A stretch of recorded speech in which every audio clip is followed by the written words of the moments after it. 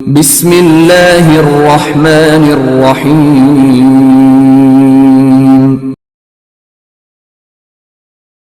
اقرأ باسم ربك الذي خلق.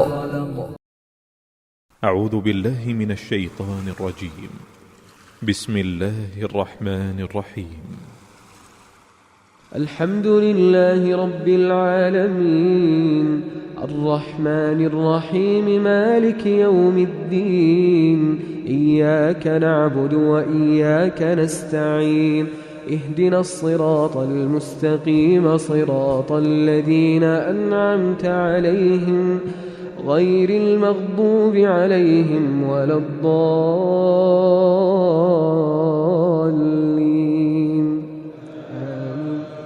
بسم الله الرحمن الرحيم. الرحمن علم القرآن خلق الإنسان علمه البيان الشمس والقمر بحسبان والنجم والشجر يسجدان والسماء رفعها ووضع الميزان ألا تطغوا في الميزان وأقيموا الوزن بالقسط ولا تخسروا الميزان. أعوذ بالله من الشيطان الرجيم. بسم الله الرحمن الرحيم. سامعین محترم، اللہ رب العالمین کے فضل و کرم سے حضور سید عالم نور مجسم شفیع معظم رحمت دو عالم خاتم النبیین صلی اللہ علیہ وآلہ وسلم کی نگاہ عنایت سے سورۃ الانعام جو کہ قرآن کریم کی سورت نمبر 6 ہے وہ مکمل ہوئی پچھلے لیکچر میں۔ اب ہم نے اس سے اگلی سورت یعنی سورت نمبر 7 سورۃ الاعراف جس کا نام ہے، یہ قرآن کریم کی سورت نمبر 7 ہے ترتیب کے لحاظ سے۔ سورۃ الاعراف مکی سورت ہے۔ اس سورت المبارکہ میں 24 رکوع ہیں، 206 آیات ہیں۔ اس سورت کو سورۃ الاعراف یعنی اعراف نام رکھنے کی وجہ کیا ہے، آئیے ہم وہ جانتے ہیں۔ اعراف کا معنی ہے بلند جگہ۔ اس سورت کی آیت نمبر 46 میں یعنی آیت نمبر 46 میں جنت اور دوزخ کے درمیان ایک جگہ اعراف کا ذکر ہے جو کہ بہت بلند ہے۔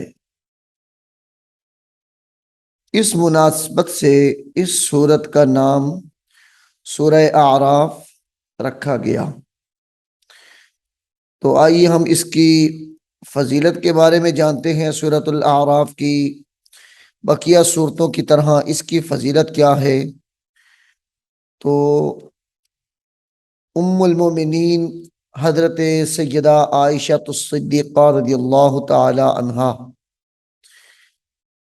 آپ روایت کرتی ہیں کہ رسول اللہ صلی اللہ علیہ وآلہ وسلم نے ارشاد فرمایا، جس شخص نے قرآن پاک کی پہلی 7 بڑی صورتیں حفظ کر لیں یعنی زبانی یاد کر لیں اور ان کی تلاوت کرتا رہا تو اس کے لیے کثیر ثواب کا باعث ہیں، یعنی اس آدمی کے لیے بہت زیادہ اجر و ثواب ہے جو شخص ان صورتوں کی تلاوت کرتا ہے، زبانی یاد کرتا ہے۔ قرآن پاک کی پہلی بڑی صورتیں جو 7 ہیں ان میں سے ایک سورت الاعراف بھی ہے جو کہ انہی صورتوں میں شامل ہے۔ تو آئیے سامعین محترم ہم آگے بڑھتے ہیں سورت الاعراف کی طرف کہ یہ شروع کہاں سے ہوتی ہے۔ یہاں سے سورت الاعراف شروع ہو رہی ہے۔ اعوذ باللہ من الشیطان الرجیم، بسم اللہ الرحمن الرحیم۔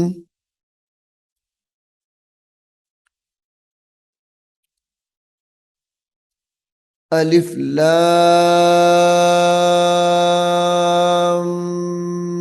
میم صاد۔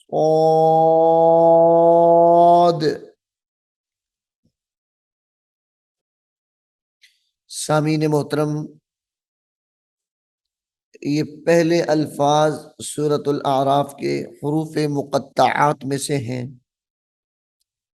یعنی حروف مقطعات جن کا ترجمہ نہیں کیا جاتا، ان کے معانی نہیں بتائے جاتے، بلکہ ان کے ترجمے کا علم، ان کے معانی و مطالب کا علم اللہ اور اس کے رسول صلی اللہ علیہ وآلہ وسلم کو ہے۔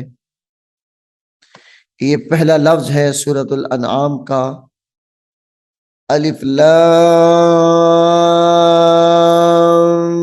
میم صاد۔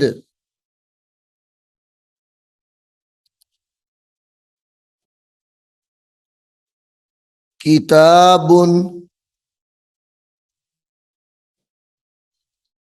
کتاب انزل کتاب انزل الیک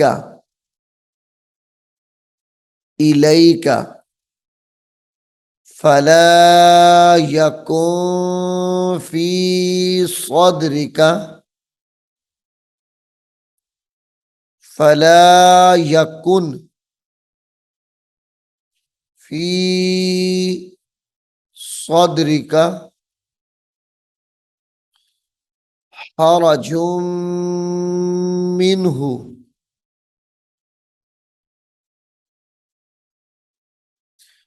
حرج منہ لتنذر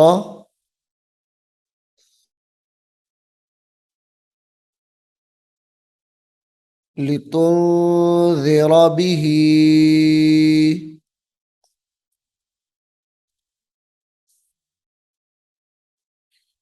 لتنذر به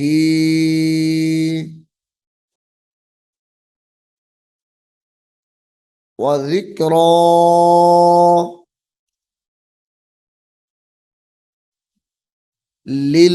للمؤمنین وذکرى للمؤمنین۔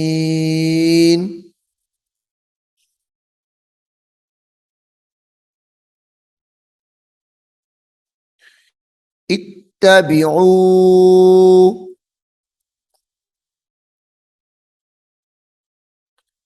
ما انزل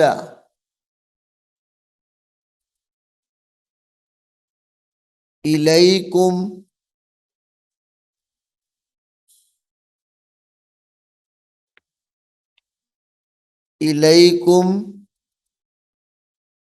من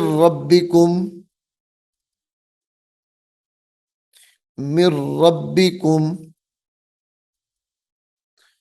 ولا تتبعوا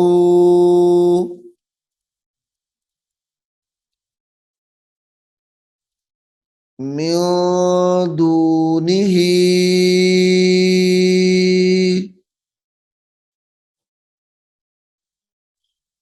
أولياء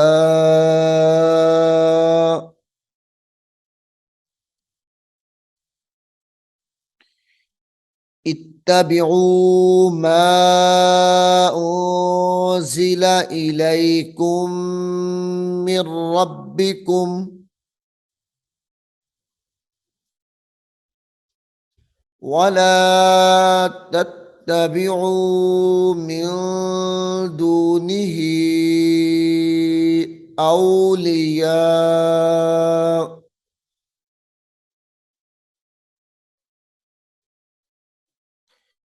قليلا ما تذكرون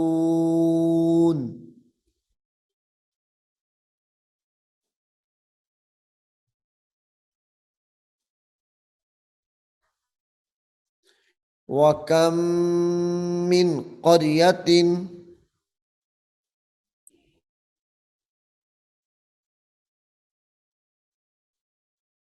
وكم من قرية أهلكناها فجاءها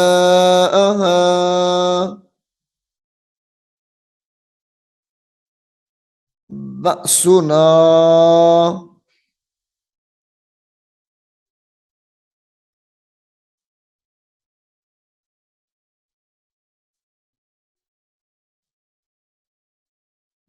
بياتا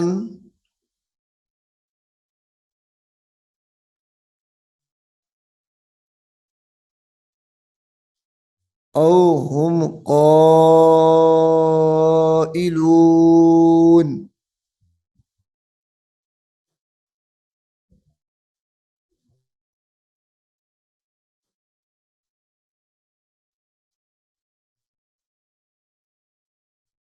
فما كان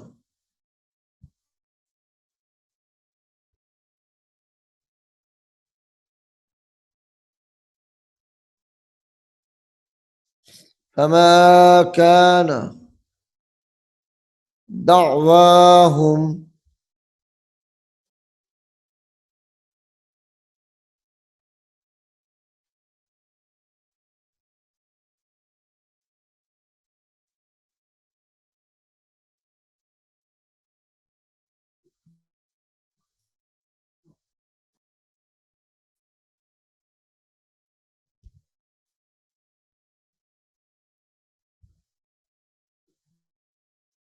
فما كان دعواهم إذ جاءهم بأسنا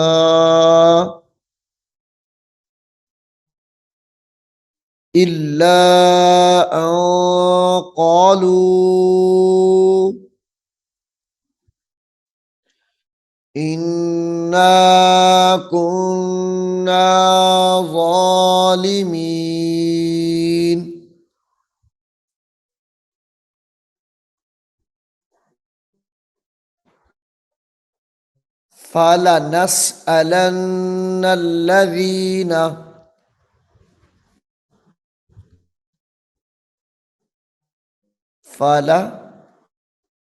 فلنسألن الذين أرسل إليهم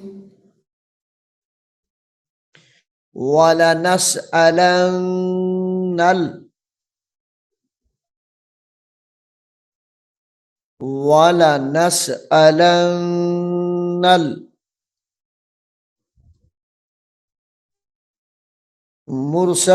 المرسلين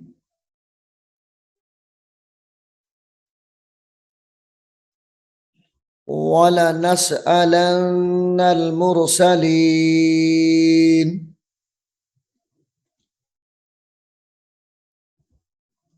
فلنقصن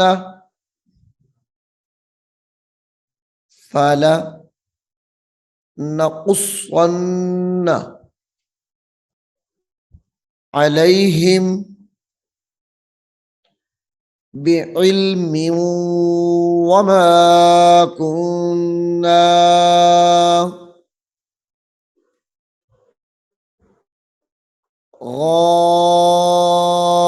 غائبین.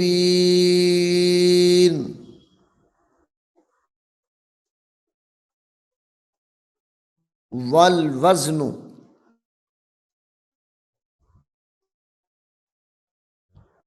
والوزن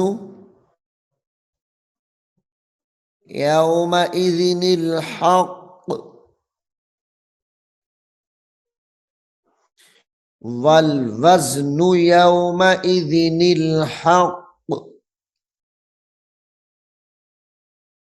فمن ثقلت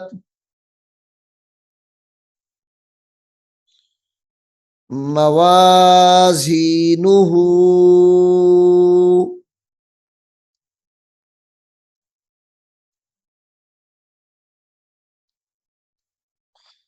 فأولئك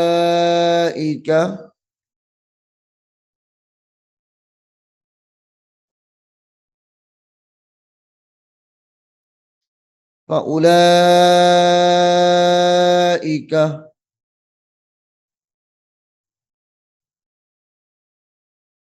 هم المفلحون.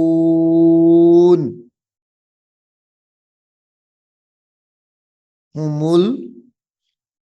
المفلحون.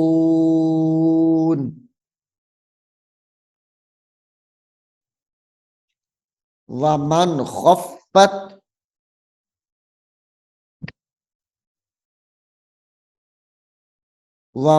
خفت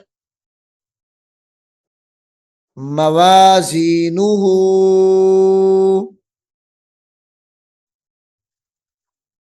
فأولئك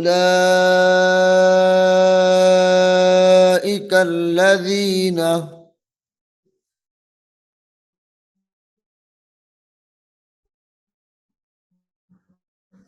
خسروا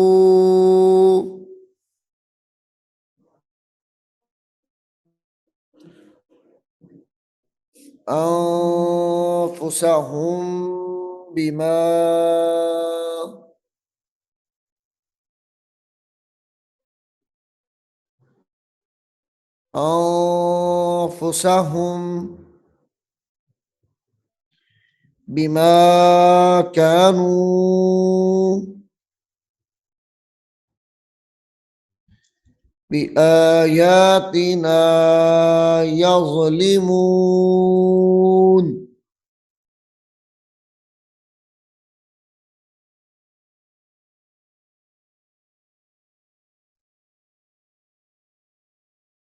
وَلَقَدْ مَكَّنَّاكُمْ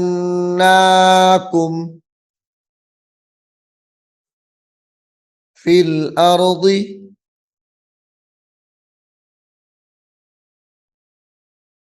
وَجَعَلْنَا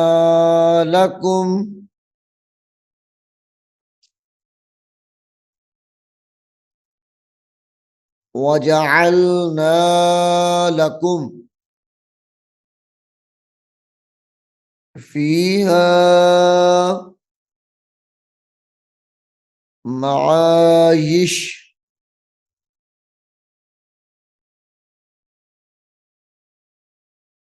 قليلا ما تشكرون.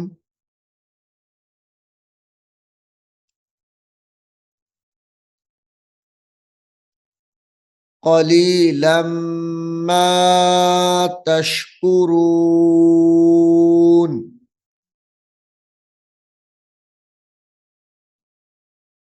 سامعین محترم، سورۃ الاعراف اس کا ایک رکوع ہمارا مکمل ہو گیا ہے. انشاءاللہ سورۃ الاعراف کا دوسرا رکوع ہم اگلے لیکچر میں شروع کریں گے. میں امید کرتا ہوں کہ آپ اس کو اچھے طریقے سے سنیں گے याद करने की कोशिश करेंगे। अल्लाह रब्बुल आलमीन हम सबको कुरान करीम को सीखने की, समझने की और इस पर अमल पैरा होने की तौफीक अता फरमाए। इंशाअल्लाह मिलते हैं हम अगले लेक्चर में। आप अपना ख्याल रखिएगा। अस्सलामु अलैकुम व रहमतुल्लाहि। أعوذ بالله من الشيطان الرجيم. بسم الله الرحمن الرحيم.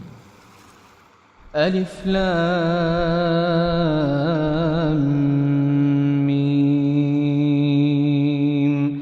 ذلك الكتاب لا ريب فيه هدى للمتقين الذين يؤمنون بالغيب ويقيمون الصلاة ومما رزقناهم ينفقون والذين يؤمنون بما أنزل إليك وما أنزل من قبلك وبالآخرة هم يوقنون أولئك على هدى من ربهم وأولئك هم المفلحون إن الذين كفروا سواء عليهم أأنذرتهم أم لم تنذرهم لا يؤمنون ختم الله على قلوبهم وعلى سمعهم وعلى أبصارهم غشاوة ولهم عذاب عظيم ومن الناس من يقول آمنا بالله وباليوم الآخر وما هم بمؤمنين يخادعون الله والذين آمنوا وما يخدعون إلا أنفسهم وما يشعرون